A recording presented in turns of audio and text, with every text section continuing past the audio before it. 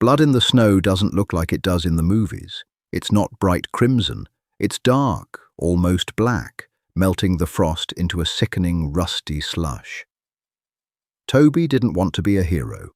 He just wanted to get home with his broken ribs intact. But when he tripped over a dying woman bound in heavy plastic, wearing the legendary death's head patch of the Hells Angels, walking away meant a death sentence. Staying, though, that meant war. The cold didn't bite. It chewed. It gnawed at the frayed hems of Toby's jeans and sank jagged teeth into the soaked, thin canvas of his sneakers. He dragged his left foot slightly, a mechanical concession to the throbbing ache in his hip. It was Tuesday. Tuesdays meant gym class, and gym class meant being herded into the locker room blind spots where the overhead cameras couldn't reach. Today it had been a guy named Kellen and 3 of his trailing shadows. They hadn't said much. They rarely did anymore. It was just an unspoken routine. A heavy shoulder check into the metal lockers, a knee to the thigh, a boot to the ribs once he went down. Toby tasted old pennies and salt. He spat into the snow, watching the pinkish saliva sink into the white powder. He stayed off the main roads. The county highway was a grey, salted ribbon that offered a straight shot to the trailer park where he lived. But cars meant visibility. Visibility meant someone could slow down, roll down a window, and lob a half-empty soda cup at his head. So Toby walked the tree line. The pines were dense here, their lower branches skeletal and scratching at his nylon jacket. The air smelled sharp. Pine needles, wet bark, and the ozone scent of an impending blizzard. He kept his head down, focusing on the rhythmic crunch of his own footsteps. Crunch, breathe, wince, crunch, breathe, wince. He almost didn't see her. If it hadn't been for the unnatural geometry of the shape jutting out from behind a rotting fallen oak, he would have walked right past. The woods were full of trash. Discarded tires, rusting washing machines, garbage bags split open by raccoons. But a tire didn't wear heavy black leather. Toby stopped. The silence of the winter woods rushed in to fill the space left by his halting footsteps. A crow cawed somewhere high above, a harsh, scraping sound. He swallowed hard, his Adam's apple clicking in a dry throat. He took a step forward, the snow squeaking under his weight. It was a person, a woman.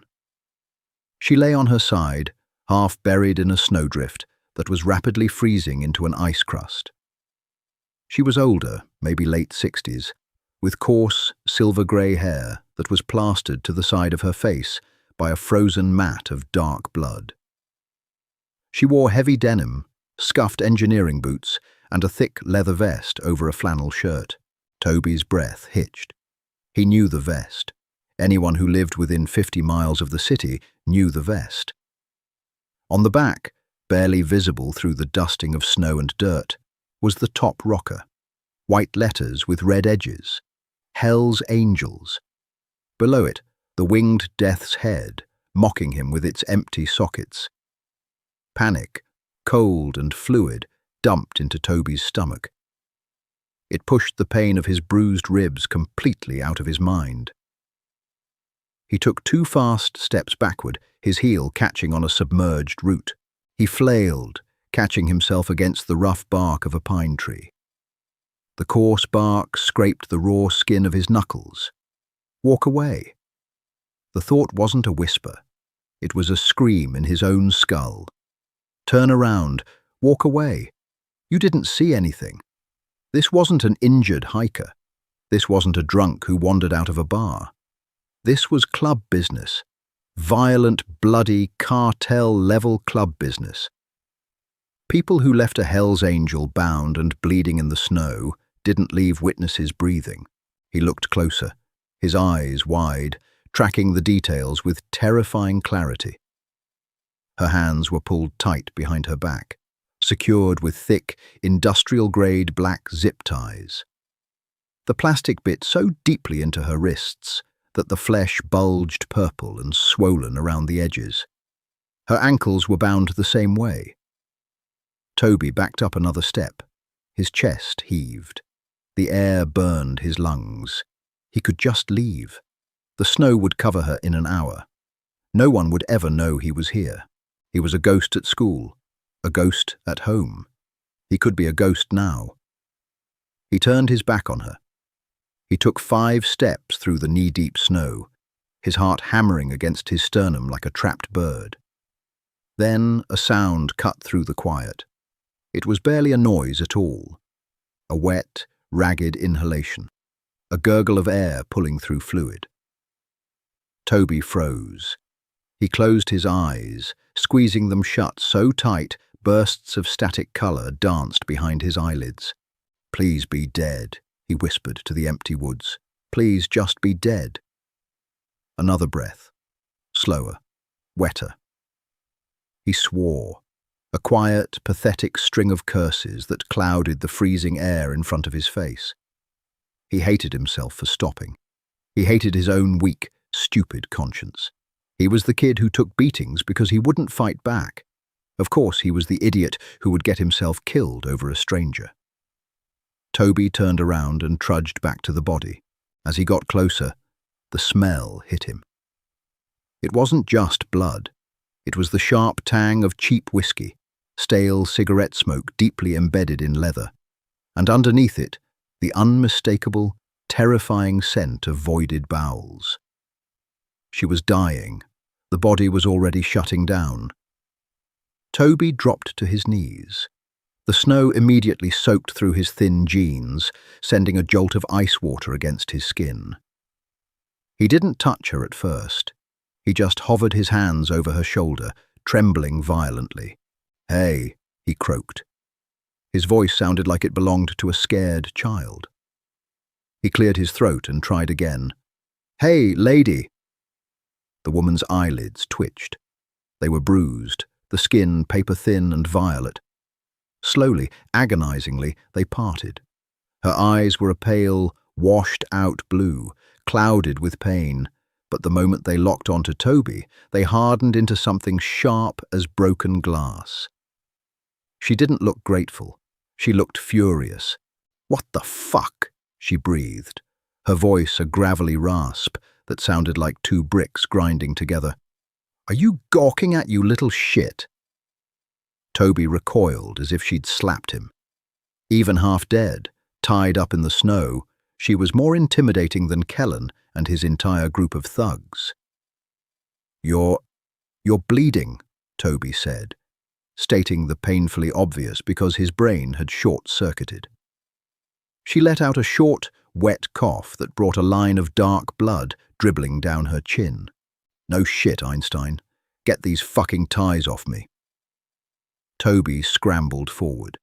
He reached behind her back, his freezing, numb fingers fumbling with the heavy black plastic of the zip ties.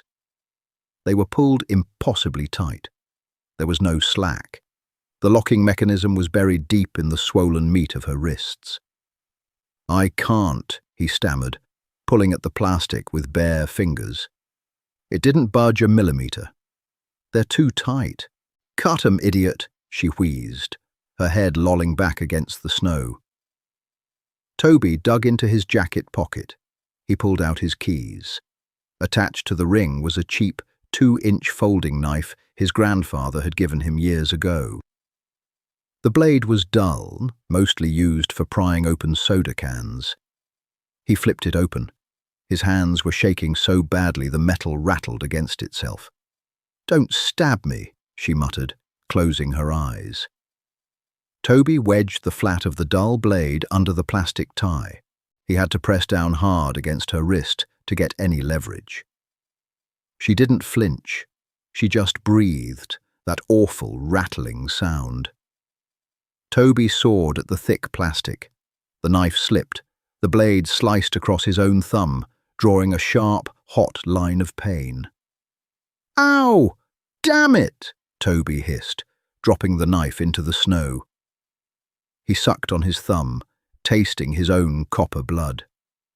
"Cry about it later," the woman rasped. "Try again." Toby dug the knife out of the snow, wiped his bloody hand on his jeans, and went back to work. He pressed the blade into the notch of the zip tie, bearing down with all his meagre body weight. The plastic fought back, thick and unyielding, but finally, with a sharp snap, the tie gave way. The woman's arms fell limp to her sides. They looked dead, heavy and pale. She didn't try to move them. Toby shifted down to her ankles and sawed through the plastic there. It was easier. The ties hadn't bitten as deeply through her heavy denim and leather boots.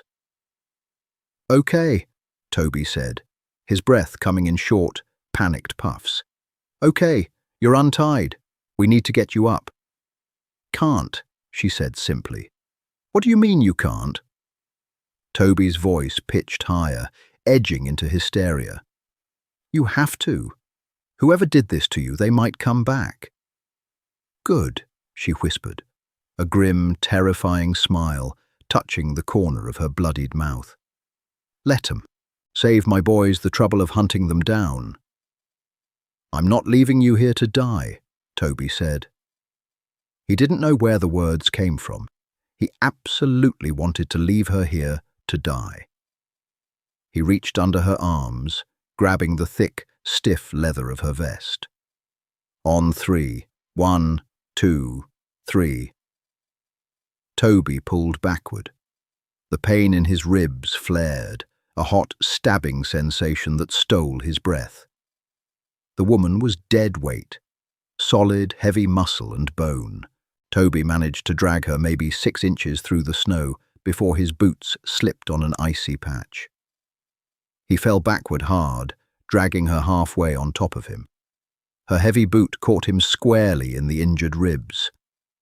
Toby cried out, a pathetic, sharp yelp, and rolled over into the snow, clutching his side. He retched, his stomach violently heaving, bringing up nothing but bitter yellow bile that steamed in the snow. The woman watched him from where she had slumped. "Pathetic," she muttered, though there was no real heat in it. Just a weary observation. "Just leave, kid. You're too soft for this." Toby wiped his mouth with the back of his freezing, bloody hand. He looked at her. Her face was greying, the life slowly leaking out of her into the frozen earth. He hated that she was right. He was soft. He was weak, but something about her dismissal, the sheer stubborn arrogance of this dying old woman in the dirt, sparked a tiny, miserable ember of defiance in his chest. "Shut up," Toby said. It was the first time he had spoken back to anyone in years. The words felt strange on his tongue, clunky. He got back to his feet, ignoring the screaming pain in his ribs. He grabbed her by the lapels of her leather cut, gripping the heavy material tight. "You're going to help me," Toby demanded, his voice trembling. "Push with your legs. I'm dragging you to the road." It wasn't a rescue. It was an ugly, agonizing crawl. Toby walked backward, gripping the thick collar of her vest, dragging her inch by inch through the snow. Her heavy boots carved twin furrows in the white powder, exposing the dark, dead leaves underneath. Every 10 feet, Toby had to stop. His lungs burned as if he were inhaling shattered glass. His fingers, locked into the leather of her vest, were entirely numb, locked into rigid claws. The woman didn't speak. She occasionally let out a low groan when her body bumped over a hidden root or a rock. Her eyes were closed. Toby didn't know if she was unconscious or just conserving whatever microscopic fraction of energy she had left. "Almost there," Toby lied. He had no idea how far the road was. The woods all looked the same. The light was failing, the winter sun dropping below the tree line and casting long, skeletal shadows across the snow. The temperature was plummeting. The dampness in Toby's clothes was beginning to stiffen into ice. Crunch, drag, breathe, wince. His arms felt like they were ripping from their sockets. The smell of her blood was overwhelming now, sticking to the inside of his nostrils. He was exhausted, so completely, thoroughly exhausted. The urge to just lie down in the snow next to her and sleep was a heavy, seductive blanket. Then, through the dense thicket of pines ahead, he saw it. A flash of dull silver. The guardrail of Route 9. "Road!" Toby gasped out, his voice cracking. "I see the road!" He dug his heels in and pulled harder, fueled by a final, desperate spike of adrenaline. They broke through the tree line, tumbling out onto the sloped embankment that led up to the asphalt. The highway was empty, a desolate stretch of grey stretching out under a bruised purple sky. Toby dropped her collar and collapsed onto the snow-covered embankment, his chest heaving violently. He looked down at his hands. They were covered in her blood, dark and sticky against his pale skin. He rubbed them desperately on his jeans, leaving dark smears across his thighs. "We need a car," Toby muttered to himself, looking up and down the empty road. "Need to flag someone down." He looked at the woman. She was motionless. Her chest wasn't rising. Panic seized him again. He scrambled over to her, pressing two trembling fingers against her neck, searching for the pulse point under the cold, clammy skin. He found it. Faint, erratic, but there. Suddenly the wind shifted, and a sound reached him before the headlights did. It wasn't the high-pitched whine of a passing sedan, or the heavy, rushing roar of an 18-wheeler. It was a deep, guttural thudding, a heavy, rhythmic vibration that seemed to travel through the frozen asphalt and up into the soles of Toby's cheap sneakers. V-twin engine. Toby scrambled up the embankment, looking south. A single, blindingly bright headlight pierced the gloom, swaying slightly as it navigated the curve of the highway. Relief washed over him for a fraction of a second, immediately replaced by a fresh, paralyzing wave of terror. If this was a Hell's Angel, they were going to find him. A kid covered in blood, standing over one of their own. They wouldn't ask questions. They would assume he did it, or he was part of the crew that did it. "Run!" Toby spun around, taking a step back toward the dark safety of the woods. He could disappear. He could run. A hand clamped around his ankle. It was a weak grip, but shocking in its suddenness. Toby gasped, looking down. The woman's eyes were open, glaring up at him with terrifying intensity. "Don't!" she croaked. Toby tried to pull his leg away, but her fingers were hooked into the cuff of his jeans. "I have to go," he pleaded, tears of sheer panic welling in his eyes, freezing hot against his cold cheeks. "They're gonna kill me." "Stay," she commanded. It wasn't a request. Even broken and bleeding out on the side of a highway, she commanded the space around her. The rumble of the motorcycle grew deafening.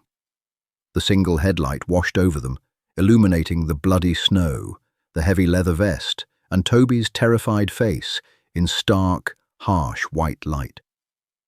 The bike, a massive black Harley-Davidson Street Glide, skidded slightly as the rider slammed on the brakes, the heavy tires biting into the salted asphalt.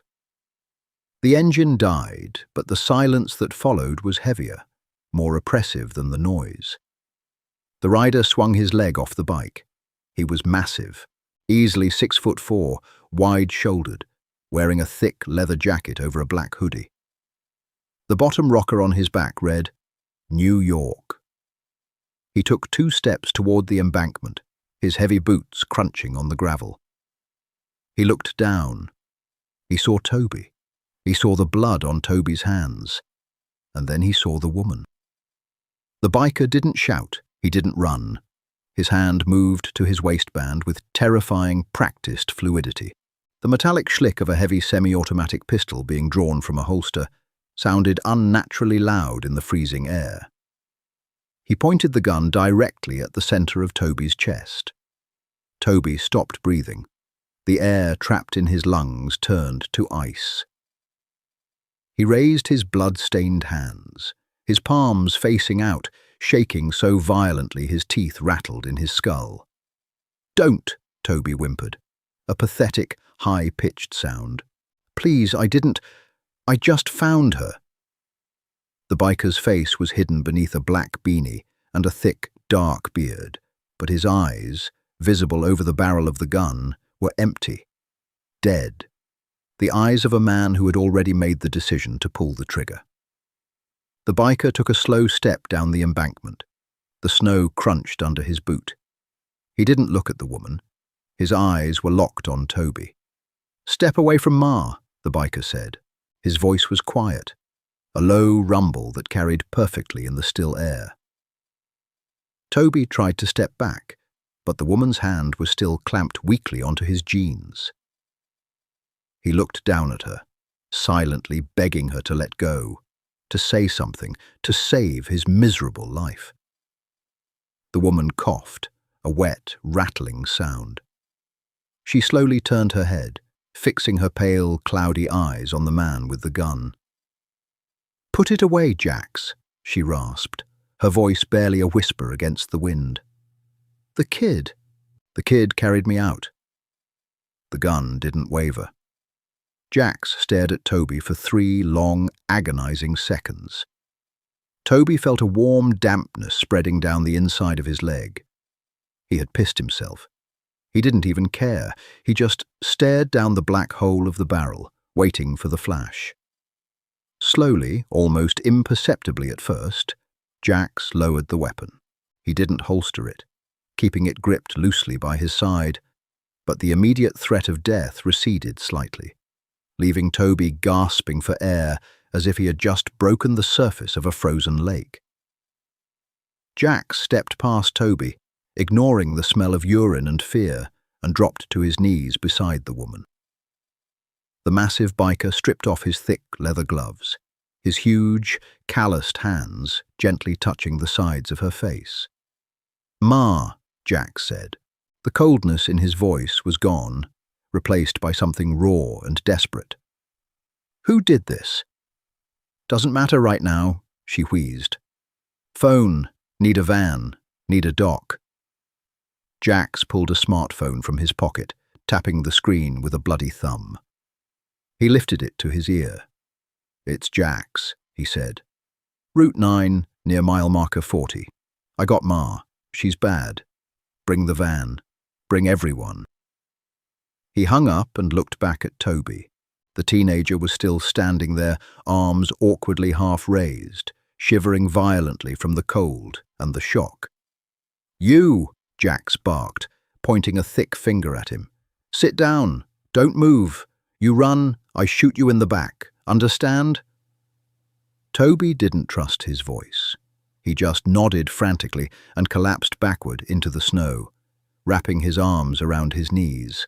He watched as Jax took off his heavy leather cut, revealing a flannel shirt underneath, and draped it over the injured woman, tucking it around her shoulders to hold in the heat. The waiting began. The silence of the highway returned, broken only by the harsh, ragged breathing of the woman and the whistling wind. Toby sat in the freezing slush, his wet clothes turning to ice against his skin, staring at the dark tree line. He had survived the bullies today. He had survived the cold. He had survived the gun.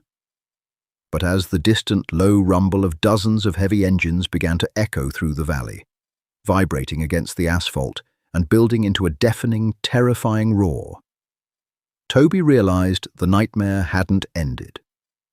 It was just arriving. The rumble didn't just fill the air, it displaced it. It started as a low tremor vibrating against the frozen asphalt, crawling up through the soles of Toby's soaked sneakers and rattling his bruised ribs. Within seconds, the sound swelled into a deafening mechanical roar. Headlights cut through the gloom of the highway, a blinding, chaotic parade of high beams and halogen glare. They didn't come in an orderly line. They swarmed. First came the outriders, 4 heavy cruisers roaring past the embankment, tearing up the shoulder before skidding sideways to block both lanes of Route 9. Then came the main pack, dozens of massive motorcycles, their chrome pipes spitting hot exhaust that turned into thick white clouds in the freezing air. The air instantly smelled of unburned gasoline, scorched rubber, and the ozone tang of melting snow. Behind the bikes, a matte black Ford Econoline van barreled to a halt, its heavy tires chewing into the salted ice. Nobody shouted. That was the most terrifying part. There was no panicked screaming, no chaotic scrambling. The riders killed their engines almost in unison. The sudden silence, save for the ticking of cooling metal and the low hum of the idling van, was heavier than the roar had been. Boots hit the pavement, heavy reinforced leather stomping in unison. Shadows moved in the blinding glare of the headlights. Toby sat paralyzed in the snow. He pulled his knees tighter to his chest, making himself as small as physically possible. His wet jeans were freezing solid against his legs, the patch of urine turning into a sheet of ice.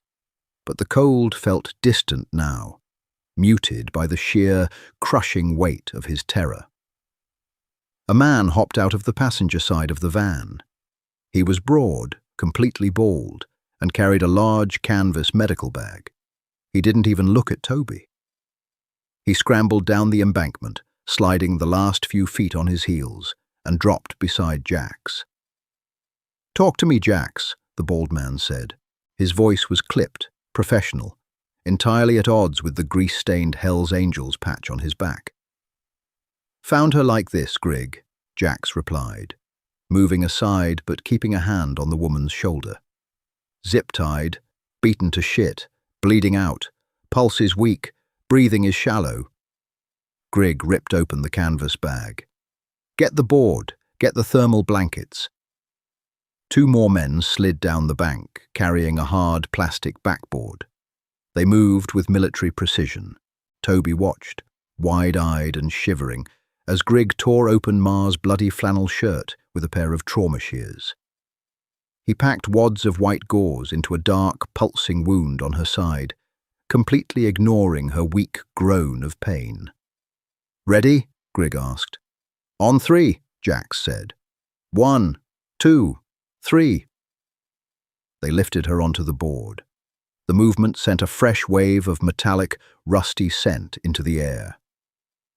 Toby gagged, clapping a frozen, blood-stained hand over his mouth. The movement drew attention.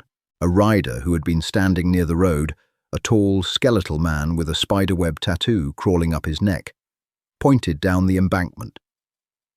"What about the rat?" the skeletal man asked, his voice a sharp sneer. 5 pairs of eyes snapped to Toby. The hostility was a physical force, pressing down on him, stealing the air from his lungs. Toby opened his mouth, but only a pathetic, breathless squeak came out. He raised his hands again, exposing the clumsy, bleeding slice on his own thumb. Jax looked up from the backboard. "Kid found her, cut the ties, dragged her to the road." The skeletal man spat into the snow. "Kid says, maybe he was the spotter, maybe he's the one who set her up." "He's a high schooler, Roach," Jax growled, hauling the backboard up the slope. "Look at him, he pissed himself. Just get the doors open." Roach didn't look convinced. He slid down the bank, his boots kicking snow into Toby's face. He grabbed Toby by the collar of his cheap nylon jacket, hauling him to his feet with a violent jerk. Toby's injured ribs screamed, sending a blinding flash of white light across his vision. He stumbled, his legs numb and useless, and crashed into Roach's chest. Roach smelled like stale beer, old sweat, and cheap menthol cigarettes. He shoved Toby backward. "Move, you little shit," Roach snarled, wrapping a calloused hand around the back of Toby's neck and pushing him up the embankment. Where are we going?" Toby stammered, his teeth chattering so violently he bit his own tongue. "You're coming with us," Roach said, shoving him toward the open back doors of the black van. "Ma dies, you die. Ma lives, maybe you still die. Get in." Toby didn't fight. He didn't have the strength. He scrambled into the back of the van, scraping his shins on the metal bumper. He crawled into the darkest corner, pressing his back against the cold steel wall, pulling his knees up and waiting for the end. The inside of the van was a sensory nightmare. It smelled heavily of industrial bleach, copper, and damp dog hair. The metal floor was ridged and uncarpeted, radiating the winter cold directly into Toby's bones.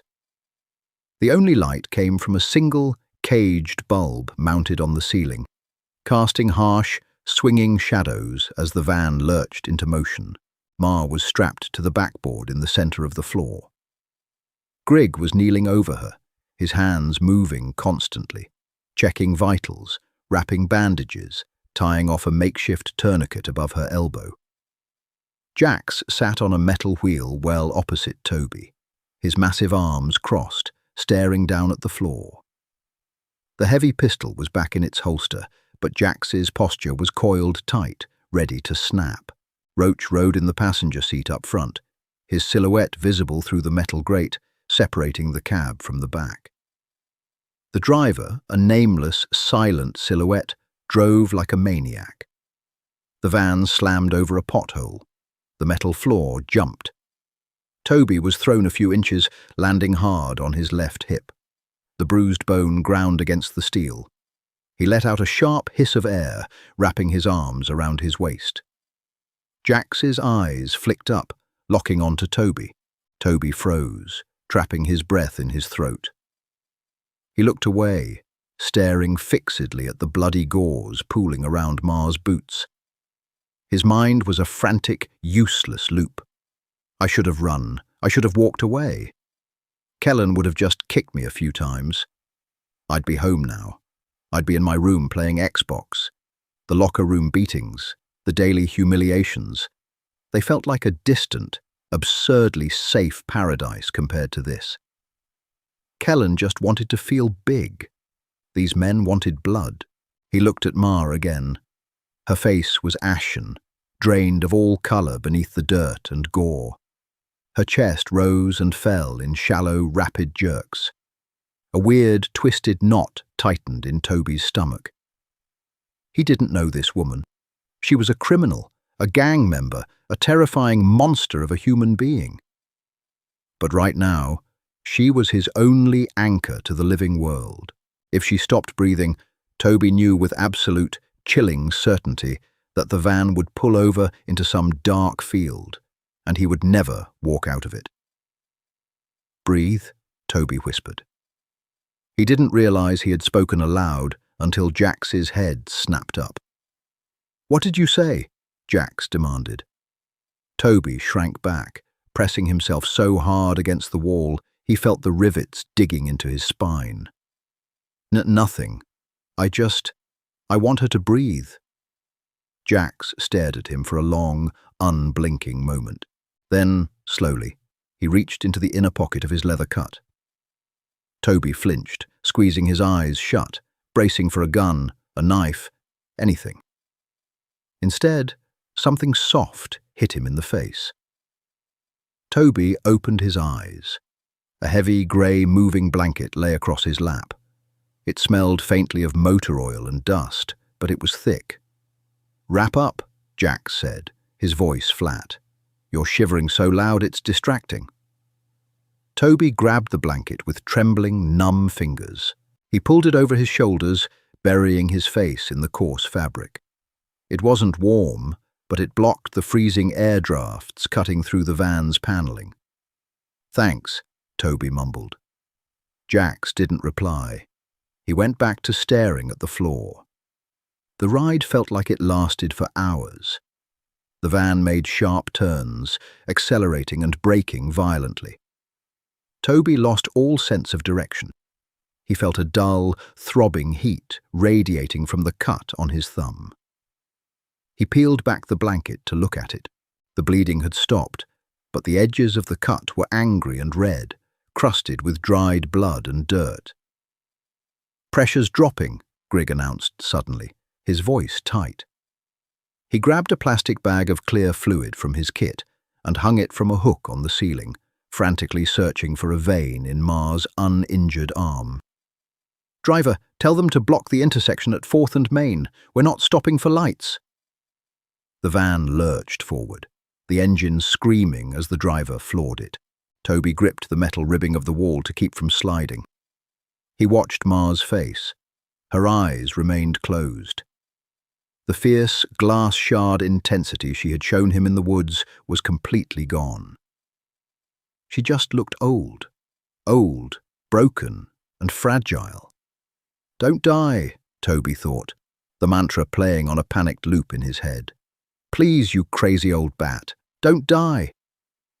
The van suddenly decelerated, the brakes squealing in protest. The tires transitioned from smooth asphalt to crunching gravel. They made a sharp right turn, rolling for another 20 seconds before coming to an abrupt halt. The engine died. Outside, the roar of dozens of motorcycles was already deafening, shutting down one by one. The back doors swung open, letting in a blast of freezing air and the harsh glare of halogen floodlights. "Let's move!" someone outside yelled. Hands reached in. Not for Toby. They grabbed the backboard, pulling Ma and Grigg out of the van with terrifying speed. Jax hopped out after them, disappearing into the chaotic crowd of leather and denim. Toby sat alone in the dark corner of the van, clutching the moving blanket. For 10 agonizing seconds, nothing happened. He wondered if they had forgotten him. Maybe he could just slip out and run. Then Roach's face appeared in the doorway. He looked at Toby, a cruel, uneven smile stretching across his gaunt face. "Out, rat," Roach said, jerking his thumb over his shoulder. "The boss wants to smell you." Toby didn't walk. He stumbled. His legs, stiff from the cold and the awkward angle he'd been sitting in, barely supported his weight.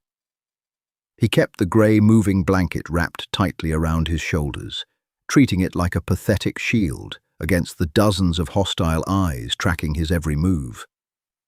The compound was heavily fortified.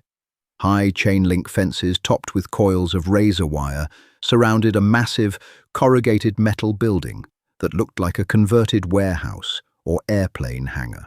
The yard was packed with motorcycles, pickup trucks, and men carrying weapons openly. Shotguns, heavy wrenches, handguns tucked into waistbands. Roach walked behind him, occasionally kicking the back of Toby's heel to keep him moving forward. "Through the side door," Roach ordered. Toby pushed through a heavy metal fire door. The heat inside hit him like a physical blow. The main room of the warehouse was massive, filled with pool tables, a long wooden bar, and rows of tool chests. But it wasn't a party. The atmosphere was incredibly tense. Dozens of men stood around, speaking in hushed, angry murmurs. At the far end of the room, Grigg and 2 others were wheeling Ma on a gurney behind a plastic curtain. The makeshift infirmary. Toby was not taken to the infirmary. Roach steered him sharply to the left, pushing him down a narrow cinder-block hallway. The smells changed here. Away from the beer and smoke of the main room, it smelled like damp concrete, stale grease and rotting cardboard. Roach stopped in front of a heavy wooden door. He twisted the knob and shoved Toby inside. "Sit. Don't touch anything," Roach said, and pulled the door shut. The lock clicked heavily from the outside. Toby stumbled forward, catching himself against a metal shelving unit. He looked around. It was a storage closet, cardboard boxes stacked to the ceiling, a few spare motorcycle tires leaning against the wall, and the heavy scent of motor oil. In the center of the room, under a single bare light bulb, was a rusted metal folding chair. In the corner, a small oscillating space heater hummed, pushing out a weak stream of orange heat. Toby dropped into the folding chair. He pulled the blanket tighter. His adrenaline was finally crashing, leaving behind a profound, bone-deep exhaustion. The pain in his ribs settled into a dull, agonizing ache that throbbed in time with his heartbeat. He looked at his hands. They were still stained with her blood. He waited. 5 minutes. 10. 20. The silence in the room was maddening. He could faintly hear the low rumble of voices through the concrete walls, but he couldn't make out the words. He stared at the glowing coils of the space heater, his mind drifting, imagining his mother at home. She worked the swing shift at the diner. She wouldn't even know he was missing until morning. Would she panic, or would she just assume he stayed late at the library to avoid the house again? The heavy metallic scrape of the lock turning snapped Toby out of his trance. He violently flinched, pulling his legs up onto the rungs of the chair. The door opened slowly. The man who walked in didn't look like Roach.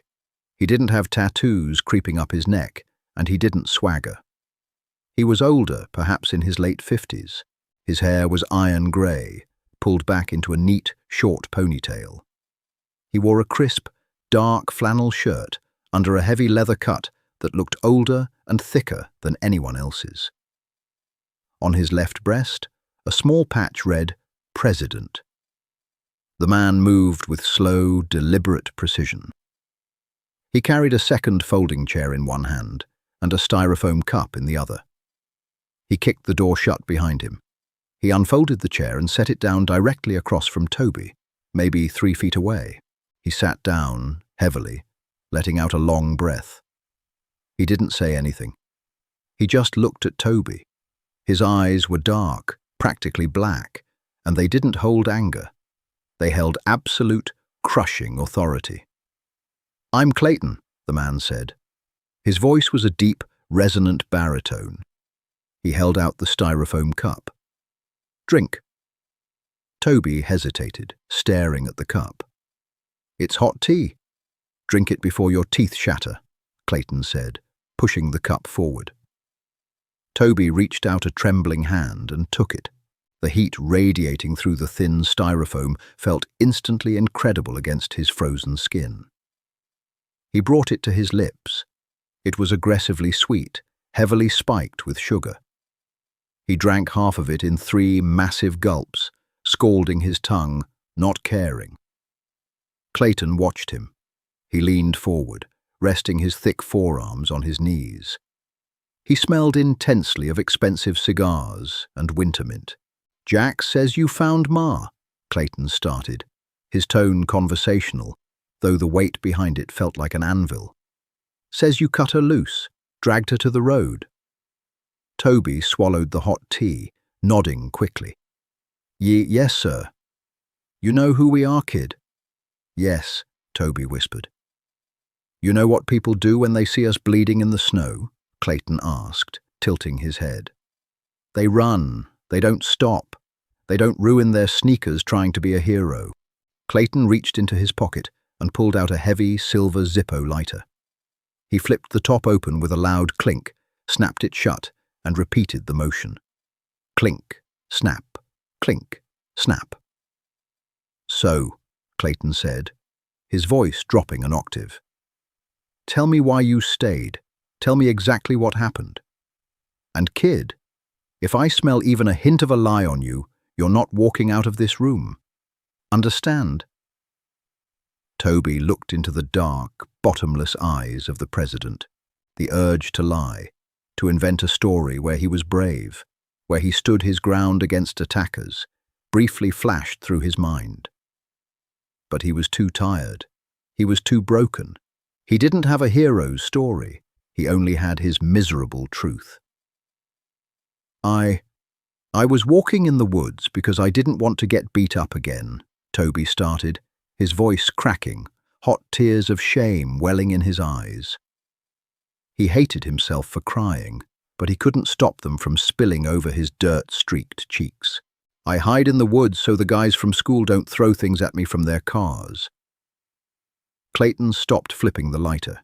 He just stared. I saw her, Toby continued, his breath hitching, wiping his nose with the back of his bloody hand. And I tried to walk away. I really did. I turned around and walked away because I knew it was gang stuff. I knew I'd get killed. Toby looked down at the floor, staring at his frozen, ruined sneakers. But she was making this sound, this wet breathing sound. And Toby let out a ragged sob. I just couldn't leave her. I wanted to. I'm a coward. I just couldn't do it. So I went back, and she yelled at me, and I cut my thumb trying to get the zip ties off, and she's really heavy. The room was completely silent, save for the hum of the space heater and Toby's pathetic, shuddering breaths. He waited for Clayton to laugh. He waited for the president to stand up in disgust and call Roach in to finish the job. He had admitted he was a coward. He had admitted he wanted to leave their matriarch to die. Clayton slowly leaned back in his chair. He slipped the Zippo back into his pocket. "You wanted to run," Clayton said slowly. "Yes," Toby sobbed, "but you didn't." Toby shook his head, keeping his eyes on the floor. "No." Clayton stood up. The heavy leather creaked. He reached out and placed a massive, warm hand on the top of Toby's head. Toby flinched violently, expecting a blow, but the hand just rested there, surprisingly gentle. "A coward runs, kid," Clayton said quietly. "A man is terrified, pisses his pants, and does the job anyway." Clayton turned toward the door. "Finish your tea. I'll send Grigg in to look at your ribs when he's done saving my mother's life." The heavy door opened and shut again. The lock didn't click this time. Toby was alone with the space heater, the silence, and a sudden, terrifying realization. He wasn't a hostage anymore. He was something much more complicated. The space heater ticked.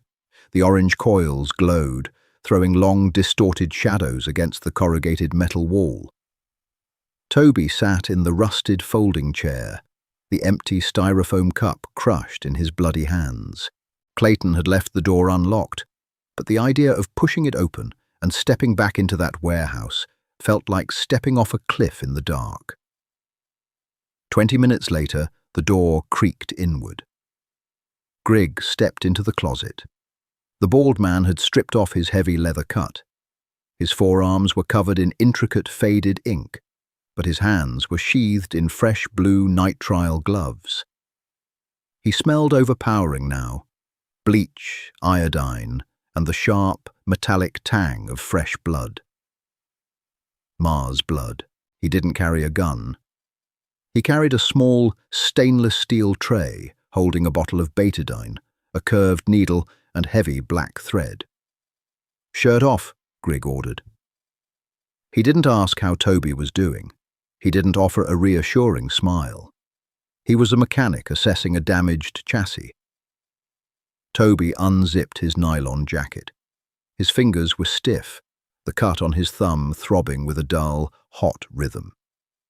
He pulled the jacket off, then grabbed the hem of his faded grey t-shirt. As he pulled it over his head, the bruised ribs caught, sending a sharp, breathless spike of agony through his chest. He gasped, dropping the shirt to the floor. Grigg stepped forward, his cold, gloved fingers pressing roughly against Toby's ribcage. "Ow!" Toby hissed, trying to pull away. "Hold still," Grigg muttered. He pressed harder, tracing the bone. "Too cracked, nothing displaced. You breathe deep, it hurts. You cough, it hurts worse. You'll live. Give me your hand." Toby extended his right hand. It was shaking. Grigg grabbed his wrist, wiping a rough gauze pad soaked in freezing betadine over the deep slice on Toby's thumb. The alcohol burned like liquid fire. Toby bit the inside of his cheek to keep from crying out again. He felt incredibly small, sitting half-naked in a freezing closet while a cartel doctor stitched him up like a torn saddlebag. "She alive?" Toby asked. The words tumbled out before he could stop them. Grigg didn't look up. He pushed the curved needle through the thick skin of Toby's thumb. A sharp pinch, then a weird, tight, pulling sensation. "For now," Grigg said flatly. "Lost a massive amount of blood. Femoral artery was nicked, but the cold slowed the bleeding. Whoever tied her up didn't know knot from a hole in the ground. They wanted her to suffer, not bleed out fast. It gave us time." "Who did it?"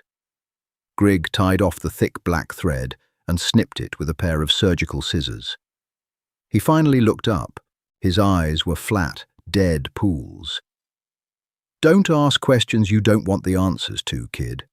Your world is math tests and gym class. Keep it that way." Grigg wrapped a heavy white bandage around the thumb, taping it tight. He grabbed his steel tray. "You're sleeping here tonight," Grigg said, pausing at the door. "We're going to war. The compound is locked down. Nobody goes in, nobody goes out. Jack's brought in a cot for you. Don't wander the halls. Some of the guys out there are looking for something to hit, and they don't care that Clayton gave you a pass." The door shut. The lock didn't click, but the heavy thud of the metal frame settling felt just as final. A few minutes later, Jax pushed into the room carrying a canvas army cot and a thick wool blanket. He set it up in silence, shoving a stack of cardboard boxes out of the way with his heavy boot. "Bathroom is 2 doors down on the left," Jax rumbled, not looking at Toby. "Go now, then stay put." Toby didn't argue. He walked down the concrete hall. The main warehouse was a hive of terrifying activity. Men were loading heavy black duffel bags into the beds of pickup trucks. The metallic clatter of rifle bolts being racked and magazines being slapped home echoed off the high ceilings. The air was thick with cigarette smoke and the sour smell of adrenaline. No one paid the skinny, bruised teenager any mind. He was a ghost again, just in a much more dangerous graveyard. He returned to the closet, laid down on the canvas cot, and pulled the wool blanket over his head. The scratchy fabric smelled like dust and damp dog, but it was warm. He closed his eyes. The vibration of heavy engines starting outside rattled the floorboards. He thought about his mother. She would be home now. She would see his empty bed.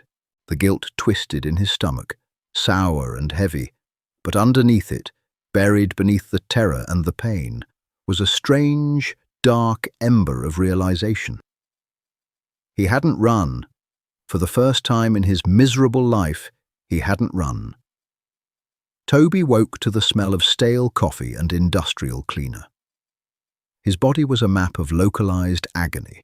His ribs screamed when he took a breath. His thumb throbbed in time with his pulse, and his neck was stiff from the canvas cot. He slowly pushed the wool blanket off and sat up. The space heater was off. The room was freezing. The door opened. It was Jack's. He looked exhausted. His heavy leather cut was smeared with dried mud and something dark and shiny that Toby desperately hoped was just oil. "Up," Jack said. "Ma's awake. She wants to see you." Panic, cold and familiar, washed over Toby. "Me? Why?" Jax didn't answer. He just jerked his head toward the hallway. Toby followed the massive biker through the compound. The main room was entirely different in the daylight. The harsh fluorescent lights stripped away the shadows, revealing a massive, dirty garage filled with empty beer cans, overflowing ashtrays, and a dozen men sleeping on ragged couches or slumped over pool tables. The tension of the night before was gone, replaced by a heavy, hungover exhaustion. Jax led him behind the heavy plastic curtain where Grigg had taken Ma. It was a sterile, makeshift hospital room built out of drywall and linoleum. Ma lay on a mechanical hospital bed. She looked smaller. The heavy leather and denim were gone, replaced by a thin, white medical gown. Her left arm was encased in a thick cast, and tubes ran from her right hand to a rack of IV bags hanging from the ceiling. The right side of her face was a canvas of deep purple and sickly yellow bruises.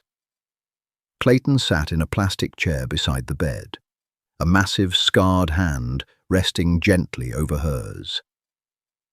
Ma's eyes flicked open as Toby stepped into the room. They were still that washed-out, cloudy blue, but the glass shard sharpness had returned. "Kid," she rasped. Her voice was weaker, whistling slightly through a split lip. Toby swallowed hard, standing awkwardly at the foot of the bed. "Hi." Ma studied him. She took in the bruised cheek Kellen had given him the day before, the defensive hunch of his shoulders, the way his eyes darted toward the exit. She let out a low, derisive snort that turned into a wet cough. "You look like a whipped dog," she said.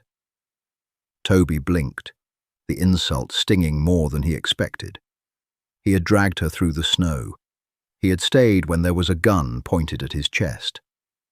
"Ma," Clayton warned quietly. "Don't ma me, Clay," she snapped weakly, her eyes never leaving Toby. "Look at him. He takes a beating every day, don't you, kid? Someone pushes you into a locker, you put your head down.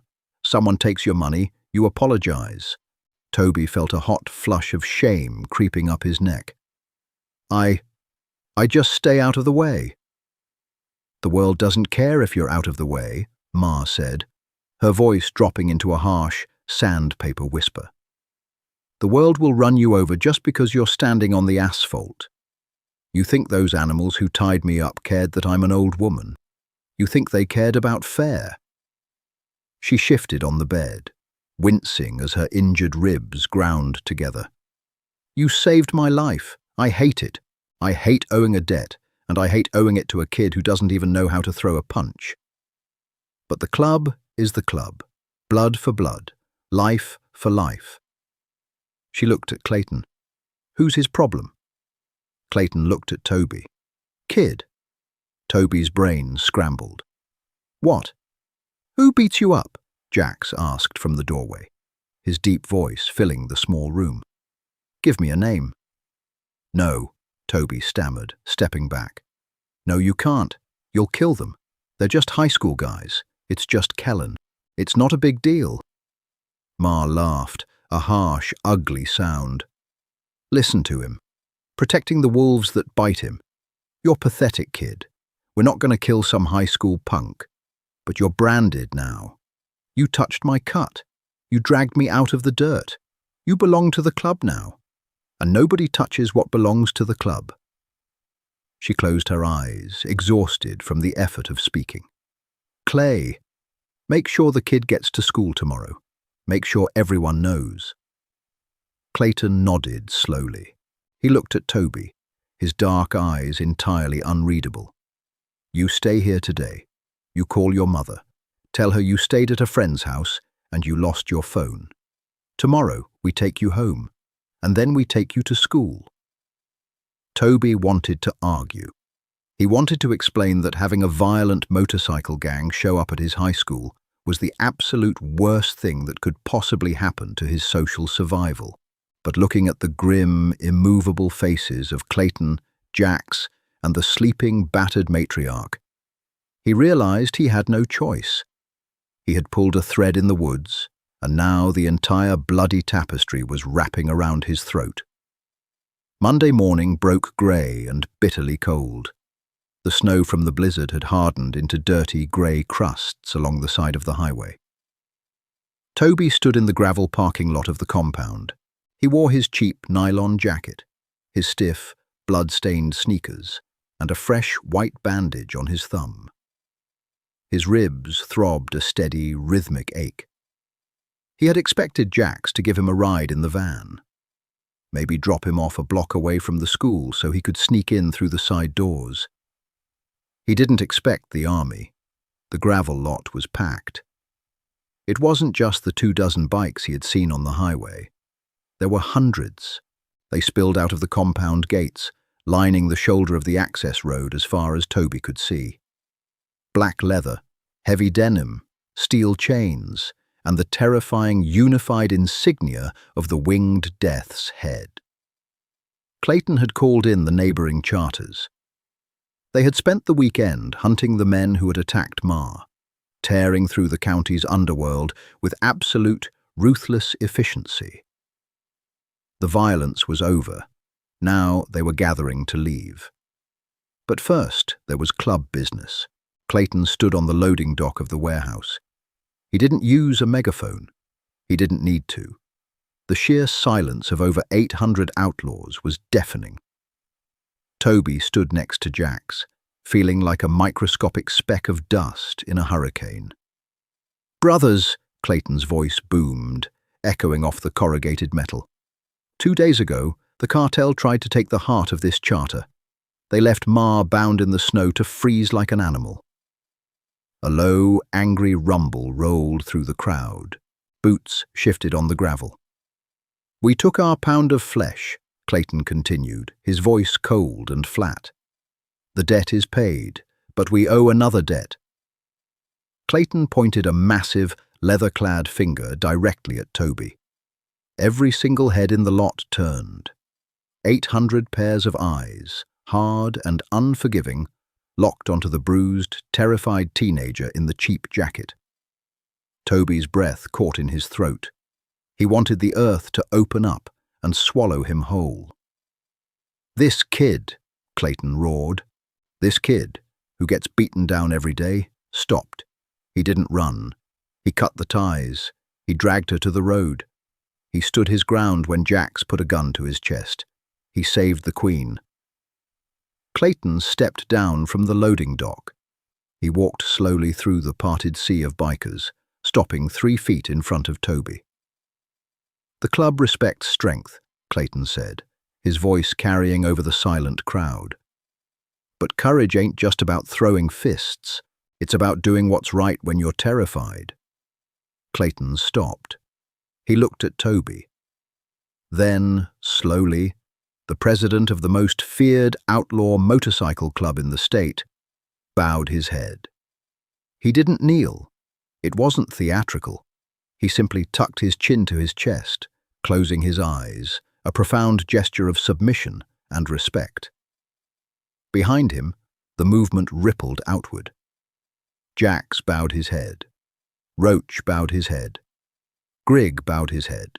Down the line, out the gates and along the access road, 837 bikers killed their engines, dropped their kickstands, and bowed their heads in absolute, terrifying silence. The only sound was the winter wind howling through the pine trees and the violent hammering of Toby's own heart. It lasted for 10 seconds. 10 seconds of a fractured reality, where the most dangerous men in the country deferred to a kid who couldn't even do a pull-up. Clayton raised his head. He looked at Jax. "Take him to school." The roar that followed shattered the silence like a bomb going off. 800 engines roared to life simultaneously. The ground shook violently, vibrating up through Toby's bones. Jax threw a heavy, battered spare helmet at Toby. "Put it on. Hold on tight." Toby scrambled onto the back of Jax's massive street glide. The leather seat was hard, smelling of old sweat and exhaust. He wrapped his arms awkwardly around Jax's thick waist, mindful of his cracked ribs. They didn't take the back roads.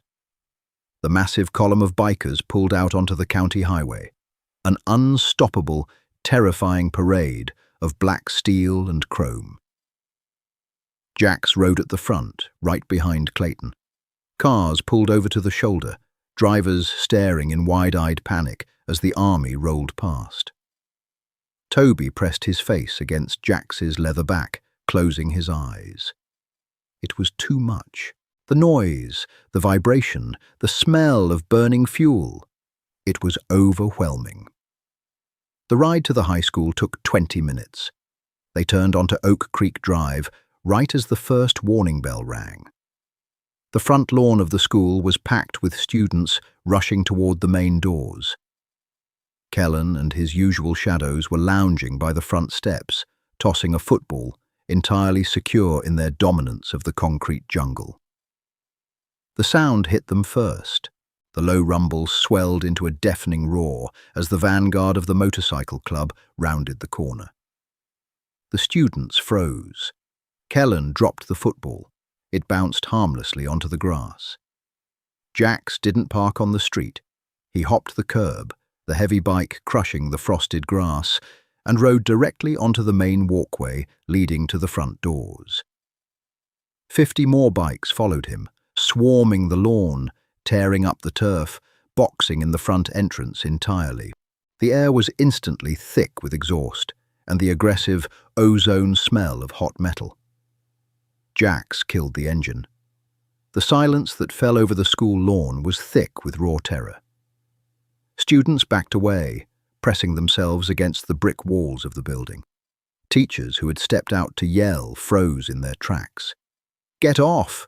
Jax grunted. Toby unclamped his stiff fingers from Jax's waist. He slid off the bike, his legs trembling so badly he almost collapsed on the concrete. He pulled the heavy helmet off, his hair plastered to his forehead with nervous sweat. He stood there, surrounded by 50 idling Hell's Angels, looking directly at Kellen. Kellen wasn't sneering. The arrogant, untouchable smirk was gone. His face was completely bloodless, his eyes wide and fixed on Jax, who had dismounted and was standing casually behind Toby, his massive arms crossed.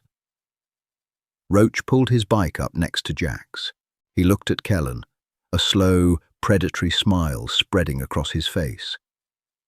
Roach revved his engine once, a deafening, explosive crack that made Kellen physically jump backward, tripping over his own feet and landing hard on his backside on the concrete steps. Nobody laughed. The bikers just stared. Toby looked at Kellen. He looked at the terrified faces of the kids who had ignored him, mocked him, or actively tormented him for the past 3 years. He expected to feel a surge of triumphant victory. He expected to feel like a superhero. But he didn't.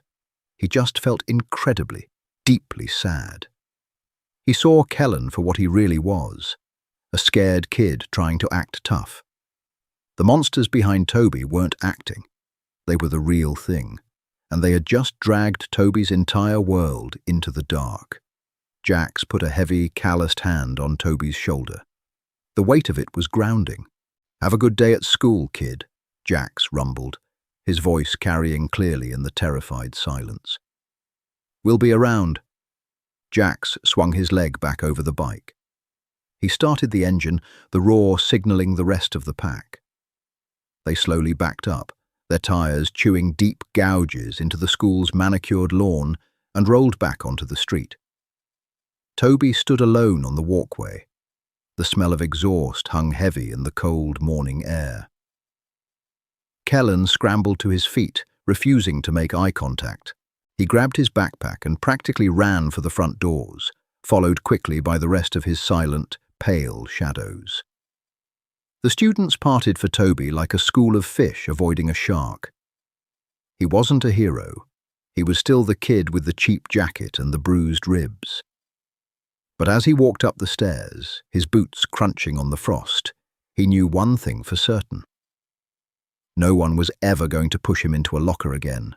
If this raw, gritty look into the unexpected clash of two brutal worlds kept you on the edge of your seat, hit that like button and subscribe to the channel. This is just the beginning of Toby's terrifying journey into the heart of the Hell's Angels. Drop a comment below. Would you have walked away or risked it all to help? Share this video with anyone who loves intense, grounded storytelling, and make sure your notifications are on so you don't miss the next dark chapter.